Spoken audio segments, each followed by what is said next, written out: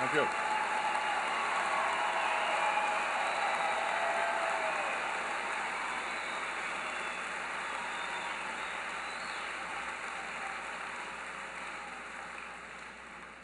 You think they have these protests in Gaza?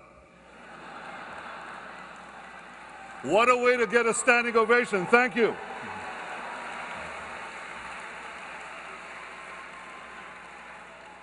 So, one of those companies is investing just down the road in Richmond. It's a company that is building a food factory. Now, here's what it means: more business, more jobs, and yes, more hummus.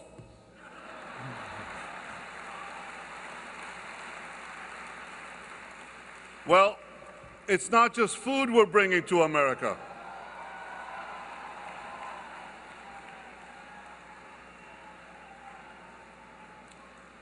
Take medicine. Israel is advancing cure for multiple sclerosis, Alzheimer's, cancer.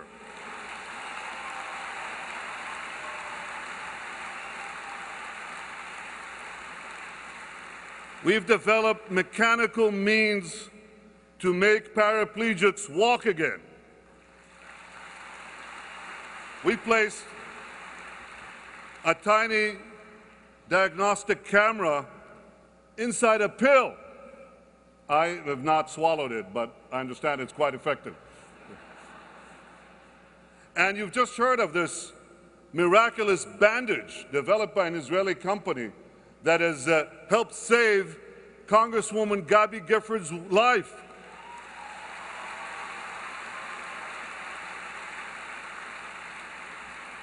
And I wish Gabi, a great friend of Israel, refuah shlema, a happy, quick, speedy recovery.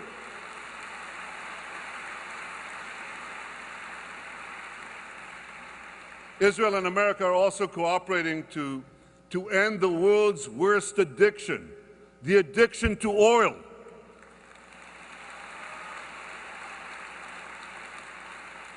This dependence fuels terrorism. It poisons the planet. So we've launched a 10-year program in Israel to kick the habit, to find a substitute for gasoline. And if we succeed, we can change the world. We can change history.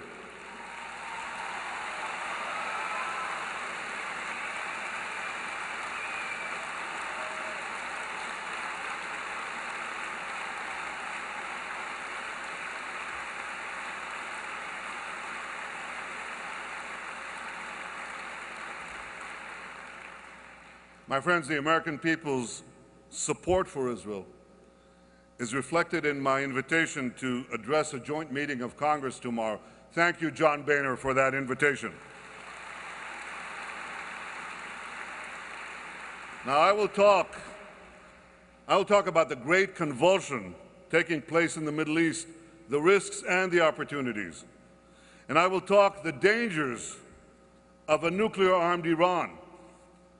And I will also outline a vision for a secure Israeli-Palestinian peace. I intend to speak the unvarnished truth, because now more than ever, what we need is clarity. And events in our region are finally opening people's eyes to a simple truth.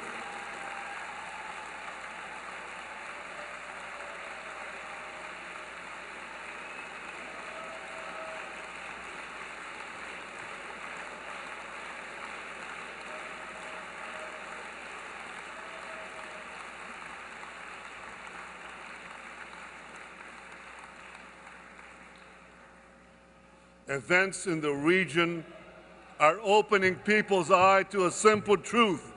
The problems of the region are not rooted in Israel.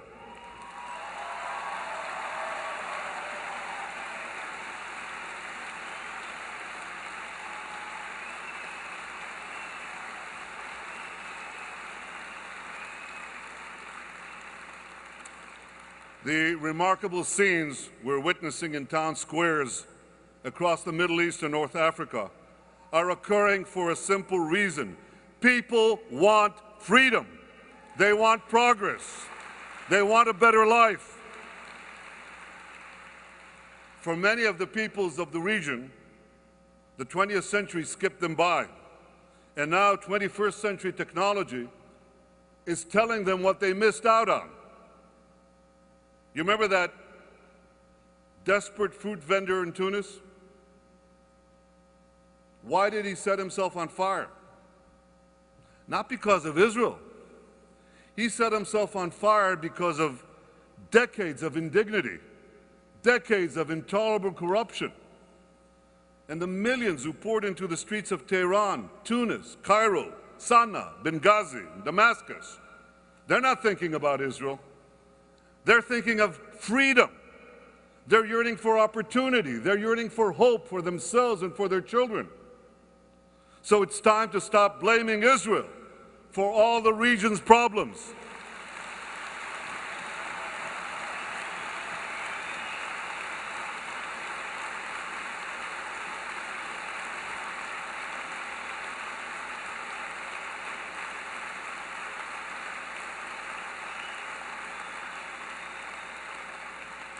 Let me stress one thing.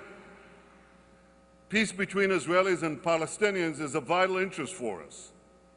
It would be the realization of a powerful and eternal dream.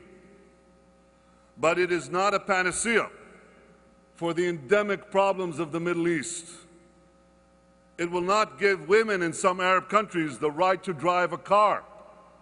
It will not prevent churches from being bombed. It will not keep journalists out of jail. What will change this? One word: democracy. Real, genuine democracy.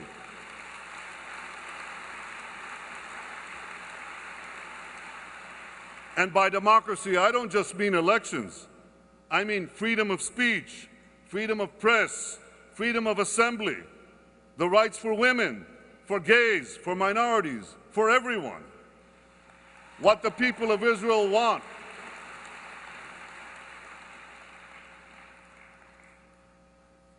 is for the people of the Middle East to have what you have in America, what we have in Israel: democracy.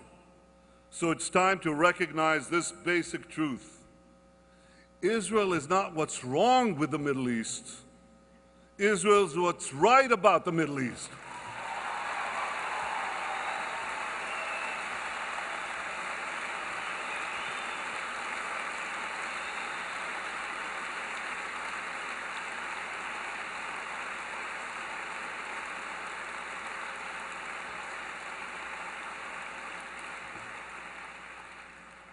My friends, we want peace because we know the pain of terror and we know the agony of war.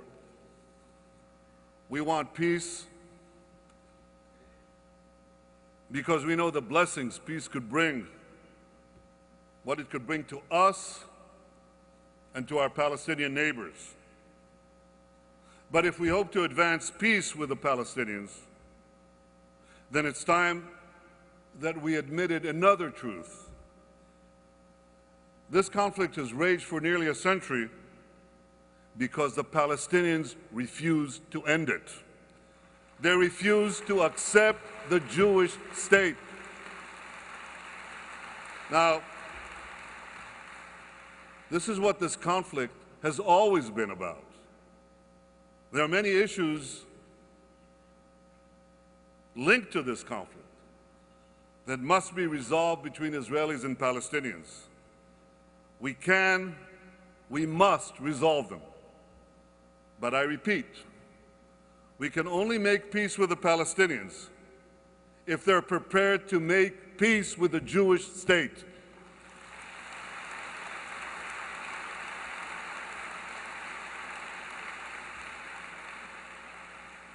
Tomorrow in Congress, I'll describe what a peace between a Palestinian state and the Jewish state could look like. But I want to assure you of one thing.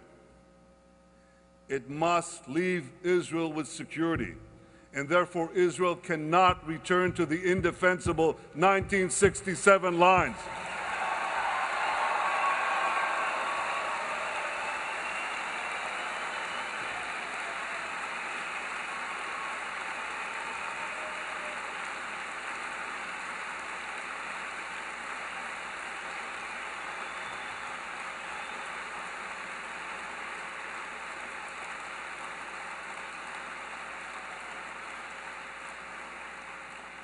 I'll talk about these and other aspects of peace tomorrow in Congress. But tonight I want to express Israel's gratitude for all you are doing to help strengthen Israel and the great alliance that Israel has with America. You help maintain our qualitative military edge. You back sanctions against Iran. You support a genuine peace. You oppose Hamas. And you've joined President Obama and me in denouncing Hamas and demanding that it release our captive soldier, Gilad Shalit.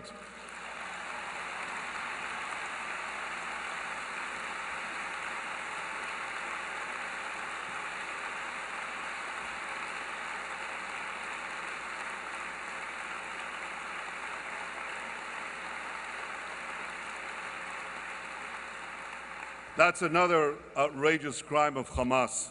Just imagine keeping a young soldier locked in a dark dungeon for 5 years without even a single visit, not a single visit of the Red Cross. I think that the entire civilized community should join Israel and the United States and all of us in a simple demand from Hamas: release Gilad Shalit.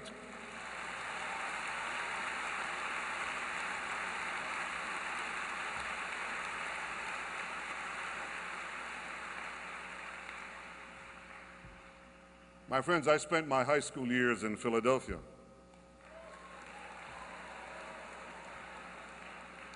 Well, I understand it's developed quite a bit since then.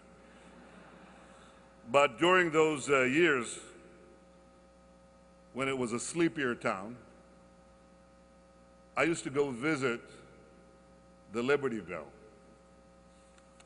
Now, as Prime Minister of Israel, I can walk down the street and see an exact replica of that bell in Jerusalem's Liberty Park. On both bells is the same inscription. It comes from the Bible, from the book of Leviticus. Ukra'atem dror ba'aretz lechol yoshvea. Proclaim liberty throughout the land.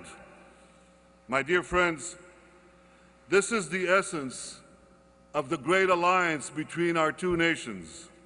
Two peoples bonded in liberty and seeking freedom and peace for all. That's what this alliance is all about. And you are part of it. You maintain it. I thank you on behalf of the people of Israel and the government of Israel. Thank you for the American-Israel alliance. Thank you, AIPAC.